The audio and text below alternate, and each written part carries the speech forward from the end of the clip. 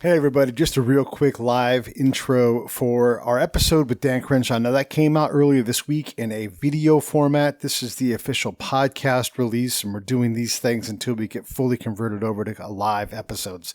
Either way, if you listen to the show on the audio formats, it's not going to change. The only thing you're going to get is just a more refined version of that show. Nothing's cut out, just ums, ahs, clicks, and stuff like that. The episode with Dan Crenshaw, we had Dr. Wil Reilly from Kentucky State University on the show with us. We talked about, do you do randomized testing across the nation to better understand how to more efficiently respond to the COVID crisis? Dan makes the great point of saying, right now we're trying to make enough hospital beds show up in the right places. Different degrees of attention on a very, very big problem. Also, and most importantly, Dan's book, which is right here somewhere. There it is. I'll grab this thing real quick. Dan's book is now available. When we did the show, it was in pre-sales. And so if I can reach this thing, I'm going to show you the book. Nope, it's just not going to happen right now. Either way, the book is out. It's called Fortitude. It's excellent. I've read it. You're going to really love the book. Available. If you click it on the link on the Break It Down show, that will get us a little boost. But if not, get the book. If you're in any way interested in Dan Crenshaw, it's worth your time. That's what I can say about that. Here's the thing that I beg you to do. Make sure you go there and rate and review the book. You'll see my review. I'm going to put it up there in a few minutes. That's how you help him out. All right. So Dan Crenshaw live on the Break It Down show from earlier this week. Now he's recorded live to tape. And one last thing, always support the Break It Down show by buying the books, by going to the website, clicking, subscribing, all of those things. That's how you keep us in business and going forward. And then, of course, I've closed everything out with Save the Brave, savethebrave.org. Go there and support us. Hey, this is, by the way, episode 699, Monday. Comes 700, and we're super proud about that. We always like to slow down and celebrate the milestones. So 699, Dan Crenshaw in the books. Who's 700? Well, I'm going to tell you right now. Pops and Moms Escovedo. That's right. Sheila E., Peter Michael, and Juan's mom and dad. I'm leaving another sibling out. I feel terrible about that. But Pops and Moms are legends. Pops is out every day in his 80s. Killing it on the road, playing music for people. And so you're going to love hearing his story. If you listen to Juan's most recent episode, he talks about his dad combing his hair before he goes to bed. How great is that? All right, well, listen, we'll get to it. Everybody have a great weekend. We're going to work. We've already got a bunch of great people lined up. We've just been through such a great series with Don Fry and Frank Shamrock this week. My goodness, they're just UFC Hall of Famers, incredible people. We got even more great people. The next 50 shows are going to be fabulous. You're going to love it all. Here comes Dan Crenshaw. Lions Rock Productions. This is Jay Moore. This is Greg Proops. This is Jordan Harbinger. This is Dexter from The Offspring. This is Nathan This is East. Sebastian Younger. This is Rick Marotta. This is Stuart Copeland. This is Mick Gillette. This is Andy Summers. Hey, this is Skunk Baxter. This is Gabby Reese. This is Rob Bell. Hey, this is John Leon Guerrero. Hey, and this is Pete A. Turner. Hey, this is Congressman Dan Crenshaw, and you're listening to the Break It Down show. I'm watching on my phone. Everything is ready to go. I want to make sure everybody gets a chance to say hey to Wil the Beast, Dr. Wil Reilly, who works at KSU as a professor and as a badass author who recently wrote the book Taboo, and also talks about, I'll let you introduce yourself from there, man, because you're really, you do it, man. I love what you do. Sure. Thanks for having me back on, Pete. I'm Wil Reilly, Wilfred Reilly. I teach at Kentucky State University, and I've written a couple of books. One is Hate Crime Hoax, which looks at the phenomenon of kind of Jussie Smollett style fake hate incidents, which is something I'd be interested in talking to Dan or to Rep Crenshaw about. I've written Taboo, which looks at this cancel culture phenomenon, that things you're not supposed to say. And I also wrote a pretty much scientific or methodological book called The $50 Million Question, which was originally my graduate dissertation. So I'm a teacher and writer and do some other things in my spare time. Do some other things in your spare time. I like it. What questions do you have for Dan besides we're going to talk about Corona, I'm assuming, right? Yeah, I do have some Corona questions, and those aren't really political. Again, one of the things I teach at KSU is quantitative methods. So there's kind of a numbers emphasis. And something I'd like to see us do with COVID-19 is randomly test a large number of people so we can see what the actual infection rate and bluntly death rate are for the bug, for the disease. That's something that, as I understand, we haven't done. So I would be interested in to the extent he can talk about that, talking to Representative Crenshaw about that. Most of my other questions don't have anything to do with coronavirus, honestly. One of the most interesting things I think he said in the book, as someone who identifies as a Roman Stoic, is that outrage, this condition of being triggered, being very angry, showing your emotions on your sleeve, is an example of weakness. So I'd like to talk to him about that. I agree with that. And I think that most people who've had any sort of competitive background would agree with that. He says that he wants to assume the best of others. So I'd like to ask him some questions about when bipartisanship has worked. So yeah, I've got a lineup of about 8 or 10 questions. I read most of the book. I read that last night. Pretty good. I'd recommend Fortitude. Yeah, it's a good book. I've read it. Also, you guys can buy it. There's links. And actually, when you click on my links, I get a nickel every time someone buys one. So if you want to make sure I get a shekel, it would be nice. But just in general, buy Dan's book. And he's doing a lot of pre-sales enticements. So we'll ask him about that when he comes on. But the book is strong because he makes just good, solid points. And you can argue about, whether or not he's right or wrong. But the point is he's just not wrong. There's a lot of Jordan Peterson, what he says, a lot of Jocko Willenick, and owning your own stuff. And look, everybody's got to struggle, but as a Stoic, if you don't let the external environment dissuade you from what you're doing to be the best you can be, you're pretty far along the way of the Stoic philosophy towards being successful. Yeah, and I think that there's a very non-Stoic element to modern culture, which is what accounts for my first question. I mean, for thousands of years, people said that the best way to deal with fear was not to feel it. If you're going into a situation, battle, I assume would be the classic for humans, but leading a caravan somewhere, working on your masterpiece as a smith, you want to calmly assume victory while taking precautions. The worst possible thing you could do would be to go into that situation thinking, what if I fail? What if I collapse? What if I die? What if my family name is dishonored? So on. So, I mean, I think we've moved from that to constant introspection, thinking about thinking. And a lot of these books that are targeted, especially at sort of a young middle to upper middle class male audience, really get back to the basics. Like, unless I'm incorrect, one of the chapters of Jordan Peterson's book is called Clean Your Damn Room. And it's true. It's a valid point for young men. I mean, if you come into a filthy space where you have things laying on the ground, half-eaten food, not only are women not going to want to come back to that space with you, bluntly, but you're going to be miserable. You're going to be depressed. Like, one of the first rules of business, as asinine as this sounds, is to have a clean desk. I mean, have a box for the stuff you have to do the worst stuff in the morning. Hey, it looks like Dan Crenshaw's with us. Dan is in the house, yes, while Will talks about cleaning up his book. Hey, Dan, this is Dr. Wil Reilly. He's a professor at KSU, and you definitely will enjoy his jumping in as a co-host. But thanks for coming on the show, man. I appreciate it. Yeah, great to be with you guys. Thanks for having me. So one of the things we do on the show is we have a lot of operators on. And what I like to do, Dan, is guys like us like to say, let's take the Letterman jacket off and let's get down to business and talk about who we are, where we are now. So we'll acknowledge that you're a SEAL. If you want to talk about that and bring it up, great. Otherwise, those were the olden times. We're doing other things now. Obviously, you're up to big things. And the first thing I want to do is just from all of us out here in the U.S., is thank you and all of your peers for what you do. You've got an impossible job. You've got to manage a constituency. You've got to go deal in Congress. You got to get reelected every 2 years. I mean, the amount of work you must do every day. We had Representative Michael Waltz from Florida on the other day. He's a long tabber. And just he describing his day and his staff and how hard those guys work. Just all I can say is thank you to all of you. All colors, all stripes, or whatever you are, wherever you guys are doing. It's a hard job, and I'm positive you don't get thanked enough for it. Oh, you know what? We get thanked plenty, and we also get hated on plenty. So it's an interesting mix.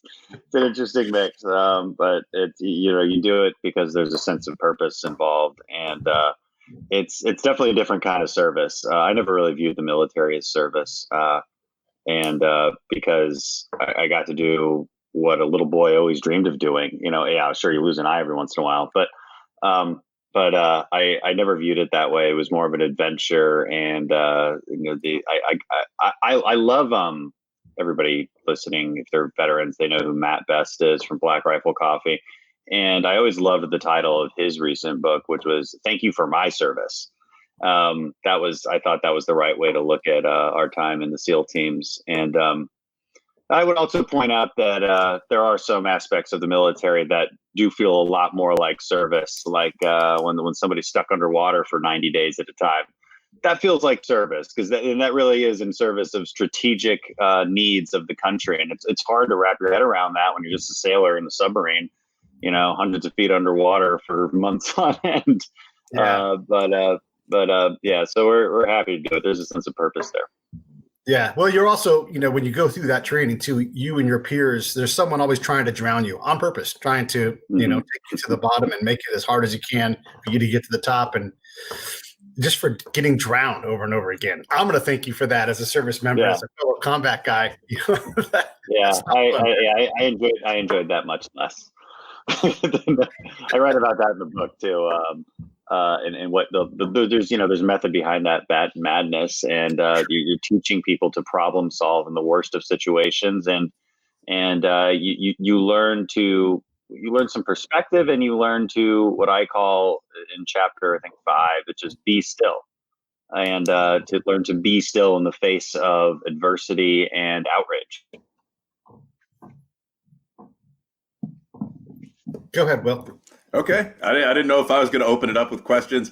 So first, Representative Crenshaw, I will say I'm not an operator. I'm a merchant. But thank you for your service. Everyone has a historical title, but thank you for your service. I mean, I think most Americans do feel that way. Moving into the questions, I mean, I read through the book. I've got a list of them here.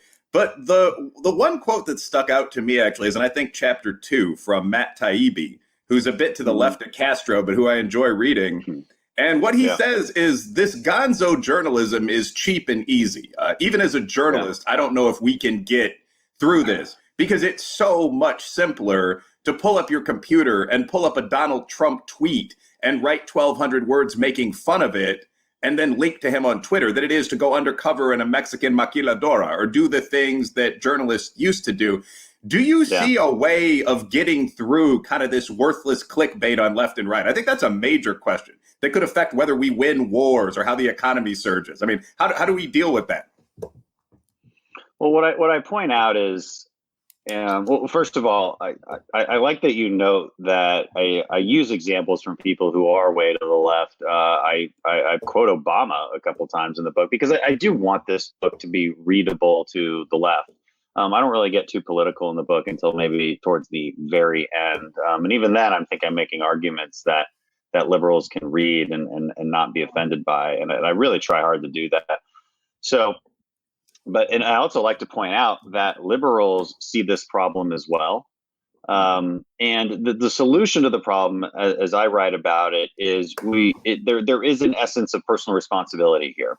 I'm glad that writers like Matt have highlighted the problem. Many other writers have highlighted the problem as well.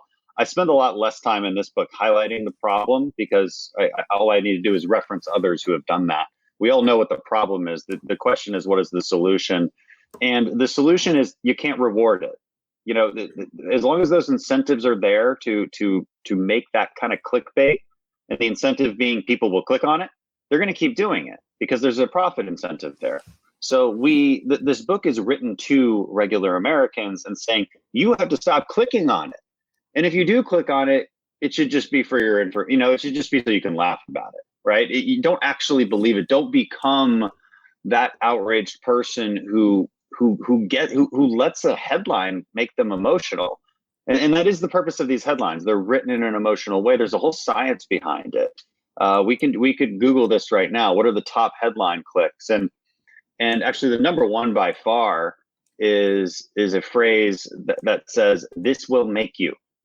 And so whether it's this will make you feel happy, right? Because it's like a picture of a puppy. This will make you angry, so people click on that, and I'm not saying don't use that. I'll use that sometimes in my videos, but I also try to put a lot of substance behind my videos, and content. But it's not so much that that's the wrong, people shouldn't use that headline. I'm not suggesting that, and that would be frankly unreasonable and unrealistic.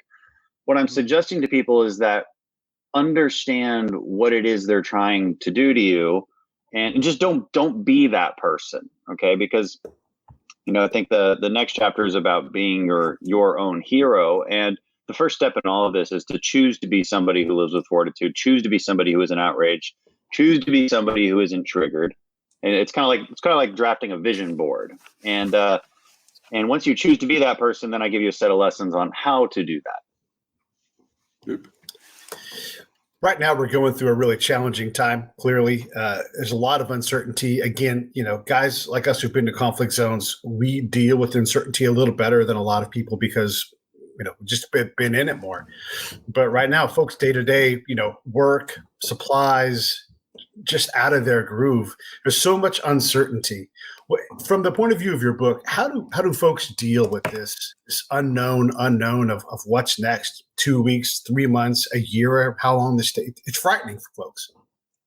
It is, and it's bewildering for a lot of veterans, because I follow a lot of veterans, and there's lots of different ways to think about the coronavirus response and how dangerous it really is. You see vast different opinions across the board, and there's plenty of people out there who are way more concerned about the economic devastation, understandably so, and think we're overreacting. And there's some people who would have us locked down in place forever if it meant saving some lives. And so you got to find a balance between those two. And I definitely note that veterans, especially ones who have combat experience, are scratching their heads like, guys, this is a risk just like any other risk. Why don't we confront it? Let's mitigate it. Let's figure this out. Frankly, I think that is a healthy response to how to think about this. And so, I guess the chapter in my book that really hits that point is the chapter on perspective. And it's one of the first chapters. And I tell the story of me getting blown up and the kind of perspective that gives me, the kind of perspective my mother gave me as she battled cancer and eventually lost that battle when I was 10. Then the point is this: somebody else has had it worse than you. There's always something harder, and it behooves you to think about it in that term. It doesn't mean you have to go through a hardship yourself, and if you do, think of it as a blessing. Tell the right story about that hardship and become stronger for it. But you don't necessarily have to. Again, I don't say that you have to live through some kind of grief. You shouldn't wish that upon yourself. But guess what? Most of us have. And there's a right way to think about that. And there's a right perspective gained from that. And so the veteran community certainly has that perspective because we have confronted risk head on. We've this kind of disingenuous question that's asked about the coronavirus often, which is how many lives is it worth to save one job? Okay, you keep hearing that. Veterans have heard that question for a long time. And we know it's a dishonest question. We know it's not really a good faith question because we could easily say, well, it's not really worth our guys' lives to go outside the wire and conduct this mission. I don't care who that bad guy is. It's just not worth a single life of my American colleague. And yeah, in a very black and white sense, that's true. If there was a choice between bad guy and my buddy, obviously I'm going to choose my buddy. But that's not really the right way to think about it. We have a mission to do and we have to mitigate risk as we conduct that mission.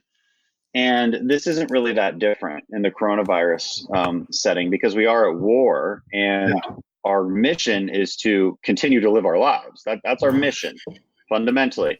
Now, how we do that requires some mitigation of risk and perseverance and perspective. And so that's where that chapter comes into play. It would have been nice to write this. Maybe I'll do a version 2 coronavirus version. But frankly, by the time that thing comes out, everybody would be so sick of hearing about coronavirus that it would probably fail, and deservedly so. If I can ask one sort of practical question about coronavirus, from your perspective, Representative Crenshaw, you're a congressman. Are we planning on doing sort of large random testing for coronavirus in the U.S. population? Is that something or can talk about? And as a bit of intro, when you mention there are many estimates about how dangerous coronavirus is, as someone coming from the scientific community, that's true to a shocking degree. We've seen estimates that range from a lethality rate of 0.06% up to 4%. Stanford University, some of their top stats guys recently came out with a piece that I think we've all read in the Wall Street Journal, where they said that there's what they called the denominator issue. So we know all of the deaths from coronavirus. I mean, my understanding is that even some probable flu fatalities are now being tested. We know that number. That's a high. That's a disturbing number. The issue is that we don't know the number of cases. So when they've done randomized large-scale tests in other stable countries, I mean, Iceland, they found that 7% of the population had at some point been infected with coronavirus. I believe Italy, they tested in the Vaud region, 3% at that time had coronavirus. These are well-done tests, private industry, very few false positives. Is that something we're going to do here? Because when we talk about flattening the curve, when we think about, can we go back to work? Can we bring our employees back to work? A big element of that practically seems to be, what's the curve we have to flatten? We seem to be assuming a very high death rate. We're looking at that London paper that to some extent shut down the world. That was 1% to 2%, I believe. If it turns out that's not correct, then what we're doing might not be ideal. So as a representative, I mean, is that something that's planned? Are we going to look, for example, at one of these battleships with a fairly high rate of infection and say, okay, as horrible as it is to discuss this, this is the number of people that are sick in America, 5% or whatever. This is the number that will die. Is that something we're working on? Yeah, it certainly is. And that is correct. The whole point of temporary social distancing and these lockdowns that we're experiencing is to let our supply chain catch up to that.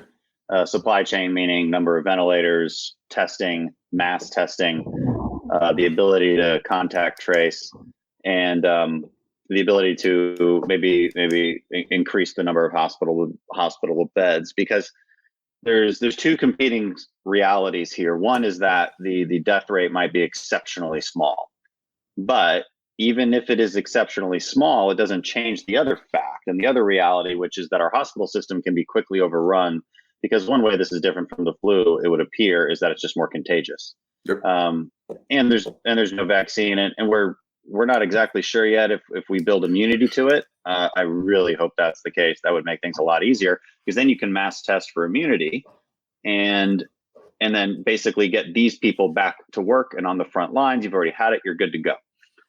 So there's a mobilization that needs to occur rapidly, and so that we can move from risk containment to risk mitigation. Yep. Yeah, and if I can add just one more thing there, personally, it would seem very important that there are two sorts of testing that might be useful. One is what you mentioned, which is testing for antibodies. Who's had the disease and is good to go now? If we're just looking at rates of infection, that needs to be random. That's one of the points that if you go through the sort of methods community online, pretty much everyone is saying, these terrifying death tolls that we're seeing right now, 2%, 4%, those come out of the pool of very symptomatic, mostly senior individuals that have been allowed to go in and take a test. So, I mean, for a good buddy of mine, the anecdotal evidence is worthless, but one case recently contacted the doctor, said, I've got a rasping cough. I'm a blue collar guy. I think that might be this. The doctor just said, stay home. We really don't have enough tests for adult male athletes and such to come in and take them. So we're looking at a very narrow pool of the sickest people, and that's where the death rate is 2%. If you take a random sample on, for example, I believe it's the Roosevelt that had an outbreak of infections, you're going to find what the actual rate is. And that's when we can decide what the curve we need to flatten is, it would seem. In terms of number of ICU beds, there's going to be a different number of ICU beds needed if the potential death rate is 0.1% as versus 1% as versus 5%, which a tech entrepreneur named Pueo argued in a very influential piece. I don't think that's realistic at all. So hopefully that's something we'll do. Yeah, I mean, and it's really just, it's a supply chain issue. It really is the number one goal of federal government, is to really mobilize our supply chains to create more testing, because the people kind of misinterpret what the purpose is of testing. One purpose is to get better data. That is helpful, but frankly, I think the purpose of testing is more helpful when it's routine and done in mass, because that specifically allows us to get our economy back up and running. Because think of it this way: if testing was widely available, you could test every restaurant employee, get them working right away. Okay, and you can say everybody in here is tested negative, and then you can do it again the next day. They were just tested yesterday. They were tested negative. That's how you get the economy back up and running. And so it's mobilizing towards that is enormous. Knowing the data is true. yeah, you bring up some good points about what does the curve That ever sets the look curve. like? And well, it sets the curve, but also we can never prove a counterfactual on the curve. So it's useful to think about, but you can only plan so much off of it. We do know some certain realities, which is that hospitals get overrun rather quickly. So we do know we have to increase hospital beds. By how much, that's always going to be unclear. But we do know that the number needs to be higher. And so that's a good place to start. Because again, my main goal is getting people back to their normal lives in society. We have to balance that out better. And it's just indefinite lockdowns are an impossible future to deal with. Yeah. I wanted to bring up one, Robert Owens. I don't know if you know Rob at all, Dan. He is the fittest 66-year-old man in the world. He went through Mark Devine's pre-buds course and passed it as a 66-year-old. He just went through COVID, and him and his wife survived it. And obviously, they're in their late 60s. I wanted to throw a shout out to Rob just because he's such an awesome badass dude. He was a pararescue guy. So, but the question with all of this is, and Will's a great resource. One of the things I love that he does, he tries to bring some numbers and some data driven, puts his PhD hat on, and helps us understand this crisis. And one of the things we've seen in New York is that the death rate, if you're relatively healthy and below the age of 65, the death rate is not 1 or 2%. It's 0.2% or whatever. It's very, very small. And granted, these numbers change and everything, but you guys are dealing with a big, hairy problem. It seems like day to day, the information is changing. You're trying to make tactical decisions and pass laws and legislate and appropriate and all those things that you have to do. But also talk a little bit about the strategic view of how do we balance saving lives in a way that allows us not to crater our, not that it can get any more cratered, but without destroying the economy. And then how do we tease the economy back into, it was roaring. Now, and everybody's freaked out. Like, is this 1919 all over again, even though basically no one was alive from back then? Can you talk a little bit about that link between tactics and strategy and you guys are working on? Yeah. Well, it's a bit of summary of what we've just been talking about. So we passed a bill that provides capital and fuel for the economy in the span of about 2 months. Okay. So there's some strategy behind that. We want to keep employees attached to their places of business, both small and large, for a period of about 8 weeks. That's about what $2 trillion might accomplish. We might need even more than that. But the reality is we don't have any more money. Okay, from the public standpoint, modern monetary theory is not a real thing. We can't just keep spending another $2 trillion. So we have to be getting our economy back up and running and functioning within the next 1 to 2 months. And in order to do that, we have to simultaneously mobilize mask production, PPE production, testing production, antibody testing production, ventilators, and hospital beds. So there's an enormous mobilization that has to happen. We're already doing it. We need to keep doing it, double down on that. And so that's at the federal government side, helping organize those supply chains, making sure that gets everywhere. And then on the state and local side, you got to manage that. You got to manage the testing. And you've got to have reasonable timelines for people. We have to be strong enough leaders to actually say, here's the timeline. We're sticking to it. We're sticking to it. And we're preparing on the back end, our public health side, which was underprepared before. It always will be for a pandemic. That's just the nature of things. You can blame everybody you want. That's nonsense. It's just you got hit by the natural disaster. You can't prepare for that necessarily. But now that we're preparing on the back end, we're giving ourselves some time by social distancing. And so I want our leaders to outline that plan a little bit better, because people are losing their minds not knowing what the timeline is. And you have to have a timeline. It might vary from state to state. I get that. The problem is listen, these leaders are putting out timelines, like Dallas just said, May 20th. But people are scratching their heads and they're like, May 20th? Really? Hey, this is P.A. Turner from Lions Rock Productions. We create podcasts around here. And if you, your brand, or your company want to figure out how to do a podcast, just talk to me. I'll give you the advice on the right gear, the best plan, and show you how to take a podcast that makes sense for you, that's sustainable, that's scalable, and fun. Hit me up at pete@breakitdownshow.com. Let me help. I want to hear about it. But people are scratching their heads and they're like, May 20th, really? We don't have that many cases. In Houston, our increase in cases is very small. I mean, it's barely bigger than the day before. Sometimes it's actually smaller. So it seems it's really hard for people to swallow this. That in New York, that makes more sense. They might be on lockdown for 60 more days. I get it, but it's got to be smart and balanced in each location. And domestic travel is probably out of the question for a couple months, because again, if Texas is doing just fine but New York isn't, well, obviously you don't want people flying from New York to Texas.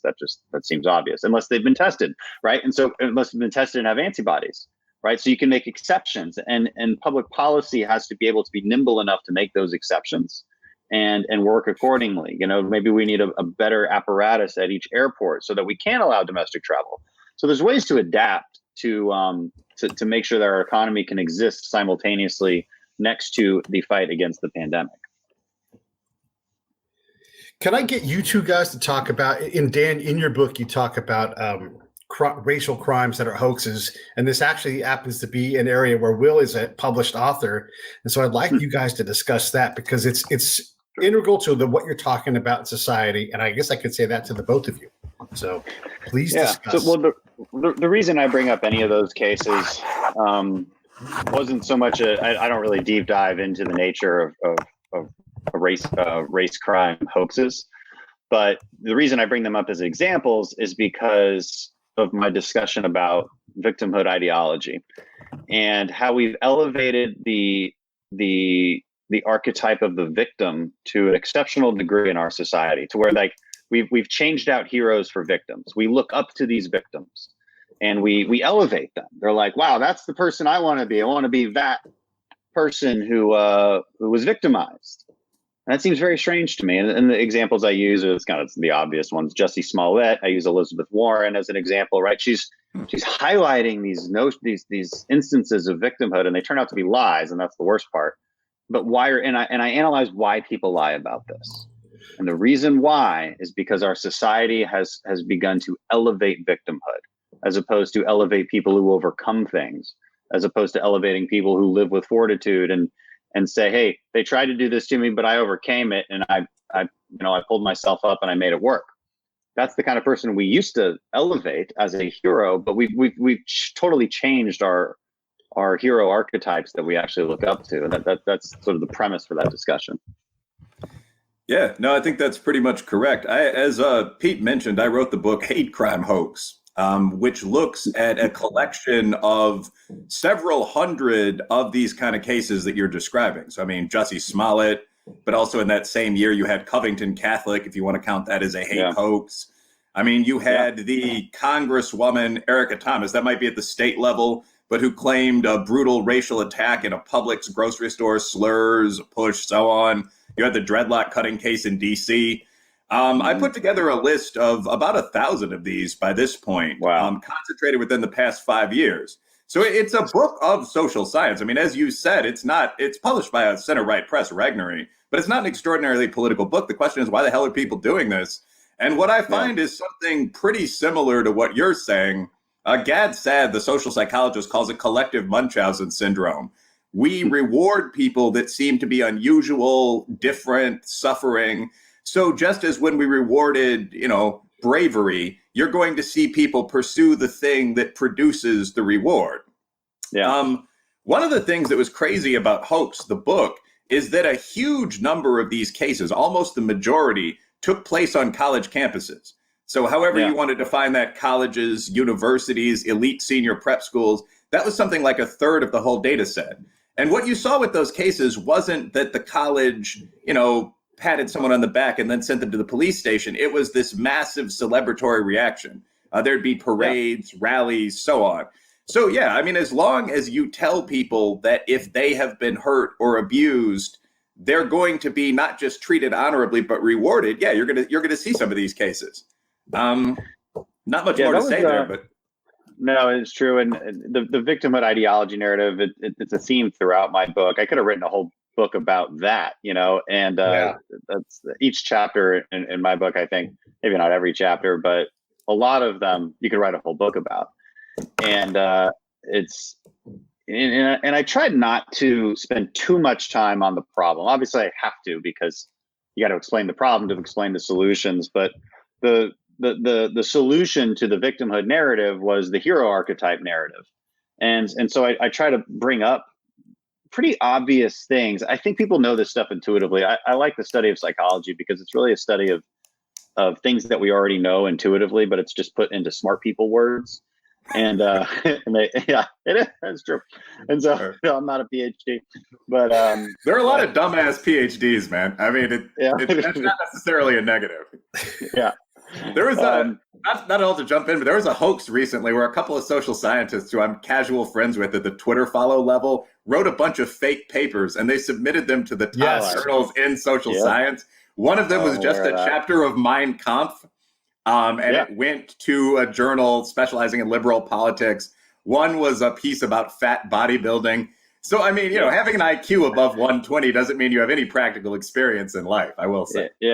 Yeah, I heard about that. That was one of the better stories out there. That was great. And those guys weren't really, as I recall, I remember them talking about, I don't recall that they were even very conservative. No. They were just concerned about the institution of academia, and rightfully so. And they proved their case pretty well. But yeah, I mean, the counter to the victimhood hero is the real hero, and it behooves us to remind ourselves of what real heroes actually look like and the attributes that they possess. And again, a lot of my book is also very practical, and so a large part of that chapter on heroism is not just the problem with how we view hero archetypes versus victimhood archetypes, but also just how to improve yourself along a specific societal hierarchy. And I think hierarchies are a useful way to think about that. There's a lot of different hierarchies that we try to improve ourselves within. Sometimes it's like, okay, you want to be better at sports. Well, there's a hierarchy there. Okay, you have to improve this much to get up to this level and this level. Same with business. Maybe you're good at social connections, and you're good along the social hierarchy. Like, everybody has something they have strengths at or want to have better strengths at. And so I tell people to imagine the people who do well in the places that you want to do well at, and copy them. Just copy their attributes. Like, it's really simple. And I know, like, examples from my own life and we've been doing this since we were in high school. Like, you see popular kids and you see the way they act, and like that kind of changes how you act, because you're like, wow, well, they're doing something and they're rewarded for it. And people like them. People are attracted to them. What are they doing? Okay, I noticed that's how that person reacted to this. Maybe I should react that way to that. We do this as children, and then we do it as adults, and we have to. And so in the SEAL teams, I would notice the way certain leaders would react, and how certain SEALs would act, and what kind of respect that garnered them. Well, then you just mimic that. Okay, so there's that aspect to it. And of course, we get into the conversation about people mimicking the wrong attributes, which is what you were just referring to, and this reward that is given to the wrong attributes in our society. And so there's very individualistic lessons in my book, but there's much larger cultural takeaways as well, as far as, like, as a culture, who the hell are we actually looking up to? Like, we shouldn't look up to some of these people. These are not good people. But we do it anyway. And we've got to remind ourselves of what the right classical heroic attributes really are. Yeah, you're talking a little bit about the stoicism that guys like us seem to all share, and then the outcome of someone like Greta Thunberg, and God bless, it's great that she's here's a funny note about Greta is, if you translate her name, this is a bad translation, but basically it's Pearl from Tuna Mountain. It makes her name a lot. Really? That's legit. That's what Greta Thunberg means. But she's doing things. She's got a voice, but the voice is a paper thin. If I'm going to be honest. Yeah. Same with, like, you bring this up in your book. Yeah. I compare her achievements to another young kid named Boyan Slat, who he actually created something. He actually created this big thing that cleans up plastic in the ocean. It's awesome. Right. He's gotten all these investors to invest in it, and then you can do an objective comparison here as far as just a Google search and how many search results each one gives back. And at the time of the writing, I can't remember what it was, but Greta had in the bazillions, and he had like 500,000. Okay, not bad. It's not bad to have 500,000, but still not very many. And even though objectively speaking, he is much more impressive than Greta, who knows nothing and only hurls angry slogans. But we have become a society that rewards passion over substance, and that seems backwards. I talk about like the meme culture, and again, I'll share memes. Memes are cool. Yeah. I just think that we shouldn't value them so much over a well-written op-ed, and we shouldn't value an op-ed over actual journalism, and we shouldn't even necessarily value journalism over a think tank piece that is actually substantively backed up. But nobody reads any of those things. People read the memes, and it's great if that meme is correct, but as a society, we have to take a step back and think, okay, wait, maybe I shouldn't put all my eggs into that basket. Like, maybe I should use this for entertainment, but for my learning, I should use this. That's all I'm saying. I don't want to go like hate on memes. That's not the point. Because I have a lot of friends who make really funny memes, but they'd be so mad at me. But it's a matter of reward, and individual Americans are the only one who can control that reward. And this book is written for individual Americans. Yeah. Go ahead, Will. Yeah, one thing that comes up for me when you bring up some of this, like the reliance on quote unquote thin-intelligent figures, people that sound like they have something to say, but perhaps not really that much, meme culture, comic culture, a bit of decadence. One of the things that I think a lot of political scientists or historians would say is that these are general characteristics of rich societies. Stoicism began to fade in later Rome when the emperors started throwing orgies in their palaces. The number of centurions dropped 95% near the end of the society. I mean, these are actual facts. And that seems to tie into some of the things you mentioned in your book. Like you say, when I was in Afghanistan, I never heard anyone mention microaggressions. People wore the same clothing most of the year. I've observed this myself in the third world. And this used to be our standard of wealth in the USA, right? You had one set of clothes to wear, one to wash, one for Sunday. That was it. Family gun and saber by the fireplace. That was your wealth. I guess where I'm going with this is there a way for a society as wealthy and coddled as ours to overcome this problem? I mean, I'm kind of softballing into the book here because you give a couple. But how do wealthy societies with no kind of classic initiation rites avoid this? You read chapter 8, which is a chapter titled "Do Something Hard," because best chapter. Yeah, and you can also read the chapters on perspective but really what you're describing is a loss of perspective.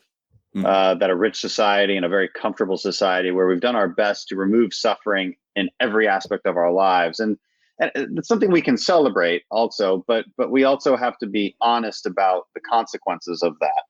And Do Something Hard is a chapter that is quite literally about doing something hard. Now, it's a much deeper discussion than that because I go into the psychology of doing hard things.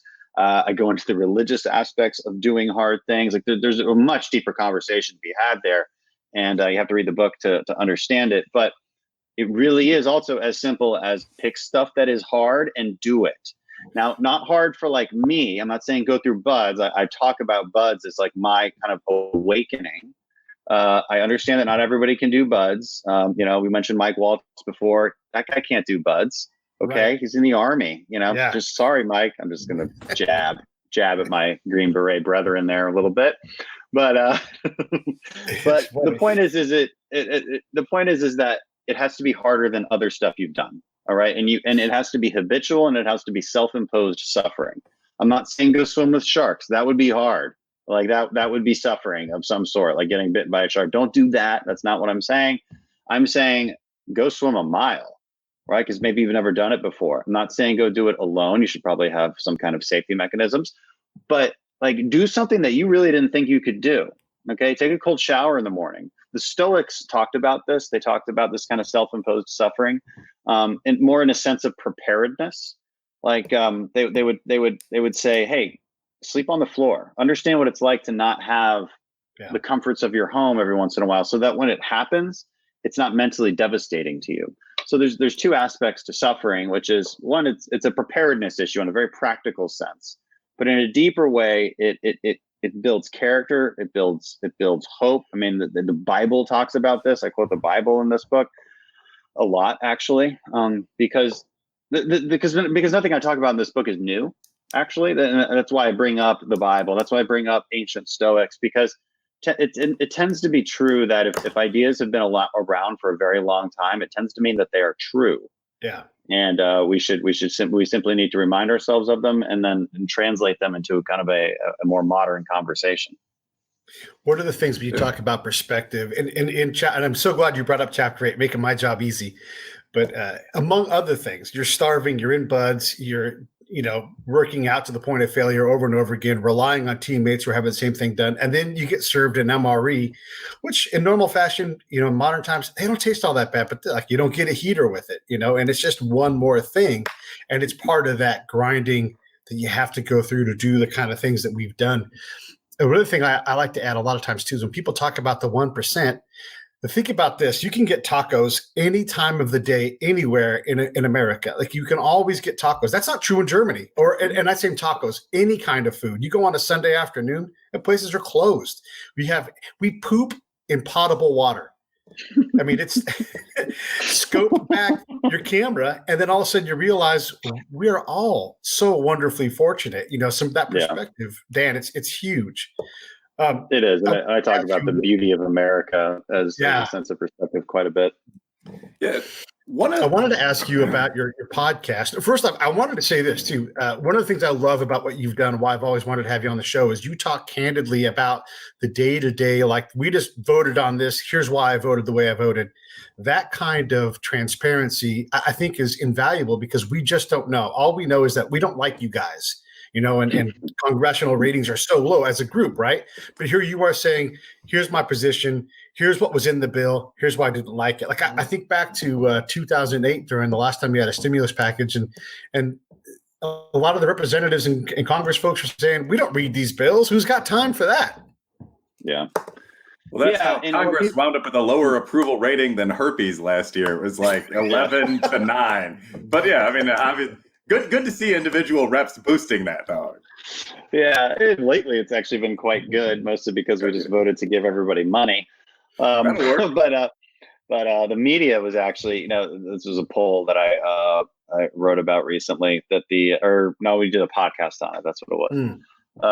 The media is at an all-time low, deservedly so. I think they've been atrocious throughout this entire coronavirus. When you have these so-called journalists in the White House press briefings, just there to ask gotcha questions. There's no seeking out of information. And again, they're a big part of the problem. I talk about them in the book a lot as well. They drive this outrage culture. They just repeat the other side's talking points as a form of a question. And it's done in bad faith. And this is not the time for it. We're in a true war against a pandemic. And it's just not the time for it. This is the time for the media to remember who they actually are supposed to be, which is people that inform other people. It's a very simple, that's a very, very simple goal and mission, and they should adhere to it for once. Talk a little bit about your podcast in general. I mean, obviously you're already doing the IGTV videos, but talk about Hold These Truths. Yeah, it's the greatest podcast ever. Everybody should download it and give it 5 stars. That's true. So the way I started that podcast was, I get to have a lot of interesting conversations in Congress. I get access to interesting people, smart people. And so I might as well just have a conversation with them and record it. It really is that simple. We've been putting a lot more effort into it recently because, we're not in session, and I've got a little bit more time trying to bring some different aspects about how to think about coronavirus into it. I think yesterday I released an episode which just gives a timeline debunking the bad faith arguments against the president that, he's he's responsible for the deaths of thousands of Americans. I mean, it's just, you can't imagine a worse thing to say about somebody. And so I just point out how, like, in excruciating detail, what everybody was saying throughout January and February, and what actions the administration was taking throughout that time. One really prominent note is that when the Democrats lost their minds because Trump had the audacity to only ask for $2.5 billion, this was the first package, the first time any Democrats in Congress that I recall really made a big deal out of it, and they were just mad because the president didn't ask for enough money. To which he responded, "Okay, fine, give me more money. Like, what are you guys doing?" But we didn't even vote on it that week. They went through all of that pearl clutching. We didn't even vote on it. What they did put on the floor was a bill to ban flavored tobacco. That was their big thing. So, like, no more Grizzly Wintergreen, or no more Copenhagen Wintergreen. Just to all our veterans out there who are listening, would be really pissed off. I mean, this is so, it just that's the kind of things you can expect from it. It's a deep dive because I was missing the deep dive into policy in my messaging. I can write about it to a certain extent, but I wanted to be able to interview experts on things, because the videos, they're a few minutes long. I hit the highlights. I moved past the talking points in those, which is really why people like them. It's not so much that I'm unveiling what's happening. Everybody can look up what's happening and what we vote on. What they miss is the actual explanation. And I think that's what I try to deliver in those Here's the Truth videos, is an actual explanation that is it's not too deep, but it's deeper than the talking points. Okay. And that's, people just want to feel like there's some kind of honesty there. Will? Oh, all right. I've got a couple written here. So let's see. All right. I guess actually I'll go with a positive question. So one of the things you say throughout the book, and I've heard you say on your podcast as well, is that there's a negative tendency right now to assume that the other man, the person you're debating, is an inherently bad individual. People say things like Trump is getting people killed, AOC would get people killed. And you say, I think, assume the best of others, assume the steel man. Can you give an example, as opposed to some of the things we've been talking about, can you give an example of Congress really working together along bipartisan lines to do something good that people can kind of learn from, that followers of the political process can take from? Yeah, it's getting worse and worse, isn't it? I mean, I was going to say, if the answer is no, I mean, that's... Well, no, there's examples. I mean, the recent bill was bipartisan. Not a single senator voted against it. It's unclear. I would have loved to see us actually vote on it that day. Tom Massey got up there and almost made us do it. We might as well have done it. We had a quorum, because I would have liked to see, frankly. I know Tom Massey might have voted against it. That's fine. That's his prerogative. I wanted to see what Democrats would vote against it. But the point is, because AOC was all against it, so would love to see her vote no. But my point is, though, it was overwhelmingly favored by both sides. So it was negotiated in good faith. There was many days of very bad faith, and I was very outspoken about that. And I will never let the American people forget that while we shed millions of jobs, the Democrats stalled that bill for no good reason. I mean, and that is the ultimate truth. There was no good reason. They listed this huge list of crazy things to add into it, and eventually it went basically back to the way it was, with a few minor changes that easily could have been agreed to that previous weekend. Millions lost their jobs every single day while that happened, and I will never forgive that. And so, but it was still bipartisan in the end. And every Monday, listen, if this was normal times, every Monday or Tuesday, whenever we fly in, it's bipartisan legislation day. Basically, we suspend the rules. They're called suspension votes. And these aren't huge pieces of legislation, but they can be meaningful. They're just things that we agree on. We don't need to debate it. We just get it on the floor and vote on it. So that happens every week. That's interesting, actually, and that we obviously, and this is true in the law as well, which is part of my background. I mean, when you think of the Supreme Court, you think of these huge contested cases dealing with, for example, abortion, so on. The majority of the cases that come before the court, and in some ways the most important cases that come before the court, deal with things like use of public lands and their 9-0 votes. So it's interesting to hear that same perspective from someone that's sitting in the House. That's interesting and valuable. One thing I will ask, kind of swinging from that to some of the things that the Democrats, and to a lesser but real extent the Republicans, tried to put in the coronavirus bill. Do you think that there are people using the coronavirus crisis to try to push an agenda or to try to dramatically change the USA? That's something that seems to be almost accepted in internet discussion. I'd be interested in hearing an actual political leader's perspective on it. I mean, do you think that people are going to try to shove through UBI, for example, or a temporary nationalization of some sectors to respond to coronavirus, quote unquote? Well, they said they would, and they did. So, yes, that was the majority whip, Clyburn, who was quoted as saying this. This is an opportunity to implement our vision. And then they came out with this list of like 10 or 15 just really crazy progressive items that had nothing to do with coronavirus. They continue to say that. They continue to talk about green infrastructure as the next fourth package. So, yeah, of course. I mean, they're not hiding the ball here. They're just saying it. And Americans have to be cognitive enough to say, "Oh, wait a second. No, absolutely not. This isn't responsible. This doesn't have anything to do with our fight against this pandemic." But Democrats are masters of manipulation, just absolute masters of it. And it's sad to see, but it's true. As far as Republicans, let me try and think of some maybe ways Republicans might try and do that. I mean, I would think the only things we might do is say, hey, maybe these deregulatory measures that we're taking to get things going, why don't we keep those? Like that would probably be something I would push for. But I would argue that's a lot less impactful in a negative way than some of the actions that Democrats want to take. So, saying the government will do less stuff from now on is a bit less serious than saying the government should have entirely new infrastructure programs or entitlements from here on out. I like to ask this question whenever we have folks from Congress on.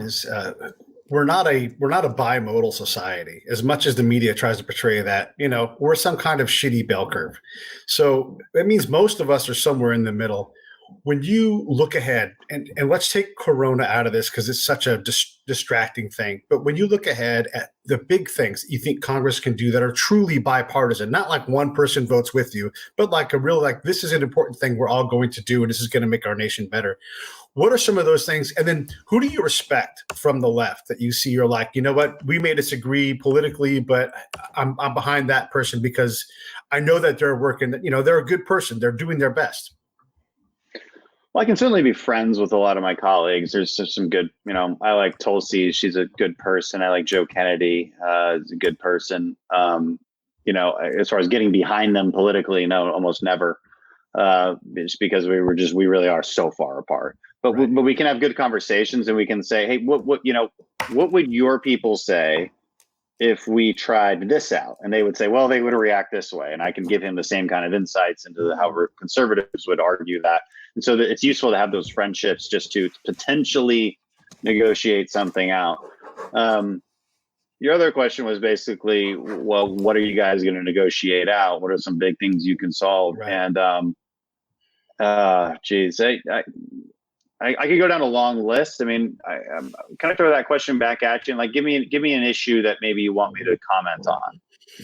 Maybe one of the big ones, and I can tell you kind of because they're all different dynamics. That's the thing. Like they're all. Let me generalize it this way. Okay. You can compromise if you have the same goals. Okay. You can't compromise if you don't have the same goals. You have to win. And so the unfortunate reality is that I think we've moved away from having the same goals in many of these big controversial areas like immigration or healthcare. The reality is that on immigration, we don't have the same goals anymore. I think we used to, but I think when every single policy that the Democrats want to implement results in more illegal immigration, not less, we don't have the same goals anymore. So you can't compromise with somebody who has a totally different goal. You just have to win. If your goal is to have better healthcare, more accessible healthcare for people, but you just want to go about it different ways, you can kind of imagine some ways to compromise. And there are, I can't imagine some ways, maybe not the entire system, as long as they don't want to upend the entire system with Medicare for all, I think there's ways to compromise. But the problem is they keep moving the goalposts, and so like there's no compromising on Medicare for all, and that's a problem. But other things like poverty reduction, you can imagine a lot more compromises in a thing like poverty reduction. Again, but the problem here is Democrats they only want to talk about inequality. So it becomes less about poverty reduction and more about punishing the wealthy. And like, I'm just like, okay, I mean, why can't we just focus on the thing we agree on and poverty reduction? Like there's good ways to do that. And frankly, our current system is a bit of a compromise with poverty reduction. Like we have a safety net, but we have some work requirements that we try to put in there. I would argue that's compromising. We would, of course, want to keep streamlining that process, and they'll fight back against us for who knows what reasons. But those are some general ways to think about it. Fair enough. One, actually, I just got a question from Twitter as regarding immigration. Can you ask Representative Crenshaw what his immigration policy is and whether he still supports most immigration as long as it's legal? So, I mean, I guess the question from that is, what would your ideal immigration policy look like? Have recent events changed that at all? And what do you think a barrier to compromise from the political left would be there? I'll put it in simple terms. Zero tolerance on illegal immigration. We truly lock down the border, and then we can have the conversation about a more streamlined legal immigration system that is based on merit as opposed to familial connections, which is what people refer to as chain migration. So that's a very general answer. At that point, once you've solved those two things, because I'm willing to have a conversation about a more streamlined version of work visas, for instance, too. I mean, I talked to a lot of construction companies. Of course, this was back before the economy took an incredible nosedive. So the conversation's changed a little bit, and then you have to figure out what to do with the potentially 20 million people who are here undocumented. That's a much harder conversation for conservatives to have. And they can only have it when they think that we've actually plugged the leak. Okay, well, then they can have that conversation. And I think restitution might be an option there for basically, well, here's generally what I think. Yeah. If you've committed a crime other than your visa overstay or crossing the border illegally, I have zero tolerance for that. ICE should deport you. If you haven't committed any crimes, if you've just been here working, we can't deport 15, 20 million people. That's not feasible. So conservatives have to like recognize that fact. And then what do we do with it? Well, people want to still feel a sense of justice. They don't want them to have citizenship and vote. And they also feel like they should pay some kind of restitution. And I think that's a perfectly fair way to look at it for basically what would be a non-citizen residency. So that's way down the road once you've actually secured the border and figured out the more pressing problems first. So that's going to be my general take on immigration. The barriers to that compromise are very simple. The Democrats want more illegal immigration. And that didn't always used to be the case. All right. That was not the case just a few years ago. That was not the case under the Obama administration. But it is the case now. And that's just the truth. That's what I see from my colleagues. Every single policy that they wanted to put forth was designed to create more illegal immigrants, like 100%. And so I don't know how to compromise with that. Yeah, I will say just very quickly, because I think Pete has a question, but I was surprised by the quick shift of the tenor of that conversation about immigration myself. In my most recent book, Taboo, I outlined what I thought was a very sane, non-racist immigration policy that some policymakers have asked me about. And I think basically it was to enter the United States, you have to show that you are sane, non-criminal.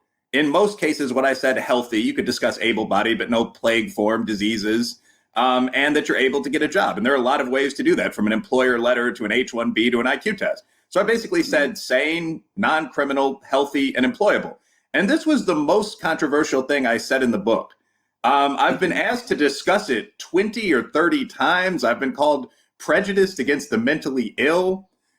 People have criticized the policymakers that read the book and suggested that this be done. So what do you think has accounted for this shift toward what 5 years ago, 10 years ago, Mr. Obama or Mr. Bush would have thought of as an insane immigration policy? Why is there what does sometimes seem to be advocacy for illegal entry? What do you think the reason for that is? And that's my last immigration question.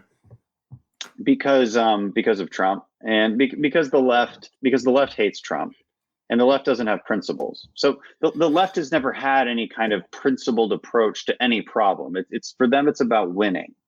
They just need to win. And so they're going to manipulate however they need to win. And they're going to be against whatever their enemy is for. And so because Trump is this is the biggest enemy they've ever had, they need to win against that. And so that's why they've devolved into those arguments, even though it's unclear whether they believe them themselves. It's unclear what they believed a few years ago. These things have changed. And the other aspect of that is what we talked about before, the elevation of victimhood, right? They would rather, they don't want heroes in our society. They want victims because they can control victims, and you can tell people that you're a victim. It's part of their identity politics mantra. And that identity politics and victimhood obsession has materialized much more recently. So I think it's a combination of both of those things. It's an unprincipled approach to problem solving because they don't have principles. And if you think they do, tell me what they are. But generally what they say is, well, they're fighting for inequality and injustice. Okay, well, those are goals, and they're laudable. I'm glad people are out there doing that, but they're not governing principles. They never will be. There's no limiting principle to that. There's no framework with which to approach a problem, and so that's part of it. And when you don't have those foundational principles guiding how you think, then it's very easy to switch really rapidly in an opportunistic fashion in order to win. So that's what I can apply that reasoning to basically most things that they say and do. So I just have one more question for you, and everybody needs to get out and buy Fortitude. Get it pre-sales. The book is fantastic. Wil and I have both read it. It's you will definitely appreciate what it is. And when you buy the book on Amazon, here's the key. What you do, you go 5 stars and just put a simple review in there. You can tell a joke. It don't matter.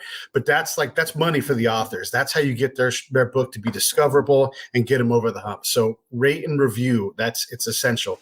Hey, so Dan, as a operator, you're always trying to do your best. You're leaning forward on problems. I think we would all give you a high mark for your first couple of years here in Congress. I'll give you an A. People were ecstatic that you were coming on the show. That's a hallmark and a KPI that you're doing good things. When you evaluate yourself, though, where do you I've got to improve this, or I really want to put effort here? How do you critique yourself? Good question. In typical SEAL fashion, we're just like, well, we're great at everything. So hard to say, but no, actually we self-critique the worst out of anybody. So I just, frankly, instead of trying to do introspection too often, because that's always biased, I just listen. I make sure that I'm open, that I allow the people around me to be diverse in the way they think. Like, for instance, everybody on my team in the district and in DC who's in a leadership position is a woman. My wife is also a woman, as it turns out, and she is not shy about telling me her opinion on everything. And so you just, I kind of purposefully set myself up for combative relationships so that I hear different perspectives and can act accordingly. And just because you don't always know when you're screwing up. And if you think you do, then, well, you can't, I think you're just naturally biased towards thinking that you're doing it right. And so you kind of need to set up the people around you to help you think through that. And then, and try not to be too much of a jerk when they confront you about it. I think that's the important thing. And so I guess, but on a more practical level, what can we do to improve? I mean, I'll just tell you my goals. My goal is to get out of energy and commerce because I want to improve our national energy strategy, right? And then because, well, my oil and gas industry here in Houston is going through a devastating time. I think our messaging around healthcare and the environment as Republicans can be improved drastically. We've got to work on that. I've got to work on getting to the people in the middle who don't like people fighting. Right? They're not really sure what they believe or how to think about certain policies. They just know they don't like people fighting and yelling at each other. Okay, let's do a better job reaching them and not just talk to our audience. So those are a few things that we can always be improving on, I think. Man, I appreciate you coming on. You want to ask Wil or I any questions? We've been hammering you for an hour. No, I'm good. I appreciate it. And I'm late for another interview, but 40 minutes late. It's okay. This was a fun conversation. And I really appreciate the shout outs for the book.